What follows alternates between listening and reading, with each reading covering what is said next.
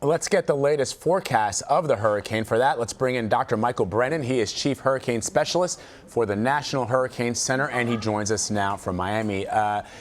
Dr. Brennan, where exactly is the storm heading right now? I mean, we've seen plenty of those, what people are calling spaghetti maps that show a whole bunch of different variables of the storm. Sure. Well, right now, Vlad, the eye of Irma has just passed across St. Martin here in the northeastern Caribbean, very close to the island of Anguilla. It's moving off to the west-northwest, and that's going to take the core of the hurricane near the British Virgin Islands and the U.S. Virgin Islands of St. Thomas and St. John during the next few hours. And then we're expecting Irma to move near or over the north coast of Puerto Rico as we go later into today into tonight. Beyond that time, we're forecasting a general west-northwestward track, taking the system into the southeast Bahamas and Turks and Caicos by Thursday night, and then a track between Cuba and the northwestern Bahamas as we get into Saturday and Sunday. And then we're expecting a northward turn, and there's been a lot of shifts that we've seen in the model guidance. There's still a lot of different solutions. We could see a turn that takes the storm up the west coast of Florida, up the Florida Peninsula, along or just offshore the east coast. At this point, it's just too far out in time. There's too much uncertainty to determine what the exact track would be at that point. But everybody in Florida should be certainly paying attention to Irma. There's the possibility of direct impacts in the Florida Keys and the Florida Peninsula beginning as we get into the day on Saturday. Dr. Brennan, your colleagues say this storm is potentially catastrophic. I covered Hurricane Matthew last October. I specifically went to Haiti. That hurricane devastated the island. But Florida and even Cuba, which I think took a direct hit, if I recall, came out okay. And that was a Category 5 hurricane, was it not?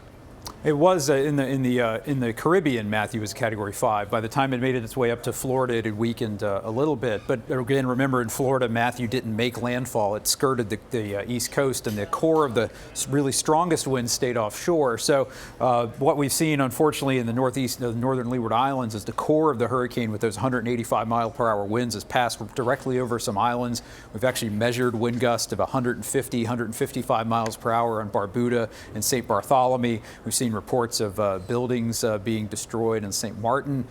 So the wind in that core has the catastrophic potential to knock down buildings, totally destroy power lines, infrastructure like that. But we're also talking about storm surge. We could see 15 to 20 feet of storm surge here in the southeast Bahamas, the Turks and Caicos, and there's a substantial storm surge threat to Florida later on down the line, depending on exactly what track Irma takes. We could see storm surge. We could see very high winds if the core of the hurricane moves over the peninsula or over the Keys, and then there's also a heavy rainfall threat as well. And Dr. Brennan, we've been certainly focusing our attention on Florida. The governor there, Rick Scott, has declared a state of emergency. He's issued mandatory evacuations in the Keys. But what are the potential scenarios where Irma heads towards the Carolinas or even Georgia?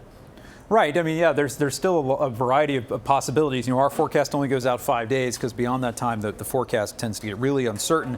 But if you did have a track a little farther to the east and stays offshore Florida, you could see Irma potentially affect farther up the southeast coast. That would be early next week. So still too far out to really get a good handle on that possibility. But things will come into focus during the next few days. We'll get a better idea of where that northward turn is going to occur, and then hopefully be able to refine the forecast as we go forward. Yeah, and even as people consider that it may do that northward turn, this storm is so big that even turning would still put Florida at some risk, right?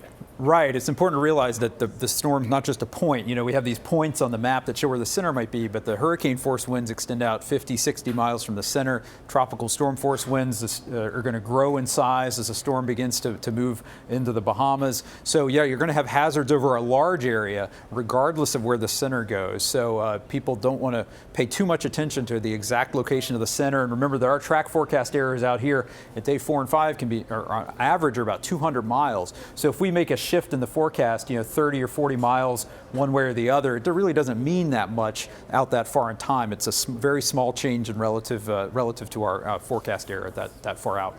All right, Dr. Michael Brennan of the National Hurricane Center. Always good to talk to you, sir. Thank you. Thanks, Bud.